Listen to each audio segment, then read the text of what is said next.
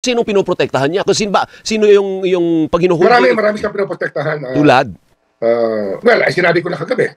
It looks like Senator Bongo is being protected for a conflict of interest. But ayaw niyang magsalita. Pero andun pa rin naman yun. Hindi naman mawawala yun. Hindi naman mawawala yung conflict of interest. Pwede magsalita sila o hindi. Pero ayaw nila magsalita. Pero kung kukunin mo yung SALN at titingnan mo yung mga projects na dumaan na related sa kanya, ay nandun na yun.